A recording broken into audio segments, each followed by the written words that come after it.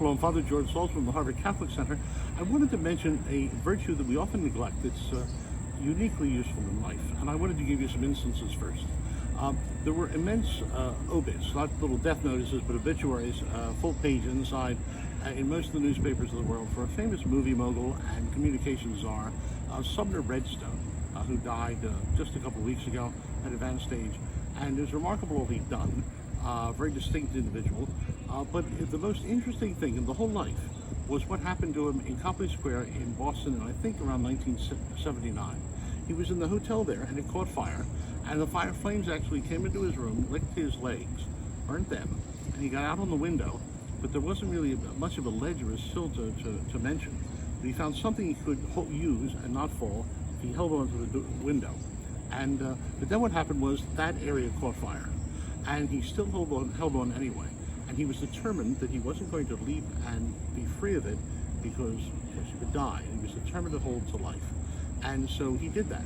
And he did that even though his hand and his arm got severely burned. Severely burned in the following way. It took 5 operations, 35 hours, and frankly, initially, everyone was surprised he even survived. Now, that's 2 ships meeting. The other one is someone you've heard of already when we were over by Holden Chapel, and that was a fellow who was in the senior common room of this area, the out of his house, and that was Dr. Jack Burke, the famous trauma surgeon at the Shriners Burns Hospital and Mass General Hospital. And Jack Burke was a surgeon. That was the 35 hours of operations performed in 5 separate operations by Jack. But the point to mention is that Jack was also as tenacious as Sumner was holding on to life. So is Jack on holding on to the lives of other people by developing all kinds of insights as to how to treat burn victims and help them survive. I think I mentioned to you then, he changed 5 different ways, major ways around the world, by which surgeons treated burn victims, doctors did. And one of the instances alone, 25% mortality to 5% mortality, invented an artificial skin, got a helicopter service going in Mass General to speed people in from horrors like fires, and so on and so forth. So he was certainly an exemplar of that. And the virtue I'm talking about is, Louis Pasteur, who did all those marvelous things in bacteriology and everything else, made all those remarkable discoveries in ways you can't even imagine how he could do it. They asked him what was the secret of his success. And you know what Louis Pasteur said? He said, the secret of all my successes is my tenacity. It's my tenacity, my holding on and constantly following things and never letting up and never letting go. And certainly each of them had that in life, and he himself had that in life. And many other people as well who've made a great difference for the good in our own lives. Could I mention some? I'll mention some from just situations that we've seen recently in the news. We had essentially almost a state funeral, you'd say, for Representative John Lewis.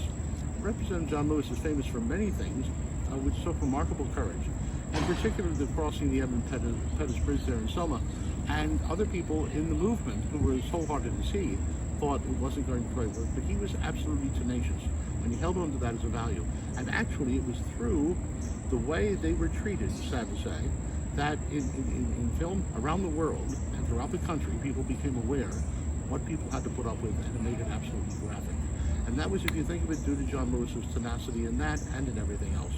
You think of Martin Luther King, Reverend Dr. Martin Luther King Jr., what would have been his result in the midst of using nonviolence if he were not at the same time tenacious? If you think of Rosa Parks, the same thing. There's one example that people I'm not sure are aware of. Those examples I mentioned in terms of civil rights, the marches, they were both in '63. The March on Washington and the itself.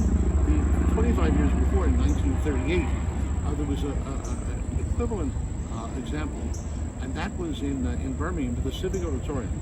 There was a meeting of blacks and whites to talk about various topics of interest for them, and that was a salt and pepper crowd, as they say. Blacks and whites intermingled in there, even though in Alabama the law was segregation, but they were mixed through the auditorium. And then Bull Connor, who figures in '63, was already there in '38, and he sent his police there.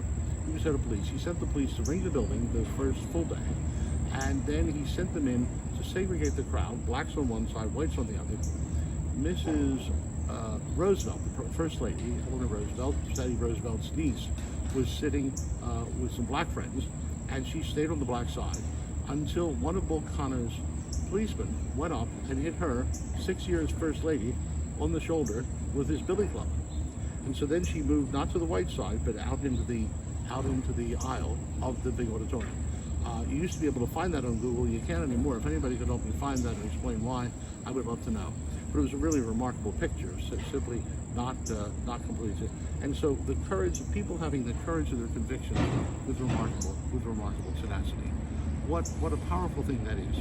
I'd ask you just in personal terms to think of what it is to raise a kid, and to the difficulties of everything from diapers to schooling to expenses and so on, and think of your parents. In a certain sense, they could have let go of you, but they didn't. They held on through thick and thin, through difficulties with jobs and difficulties at home, difficulties in relationships. They held on.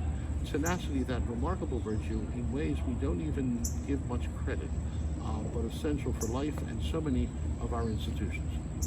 St. Francis de Sales used to recommend that perseverance, which is at the heart of tenacity. And his motto was tenui, I have taken hold, nec dimitam, I've taken hold and I'm not going to let go.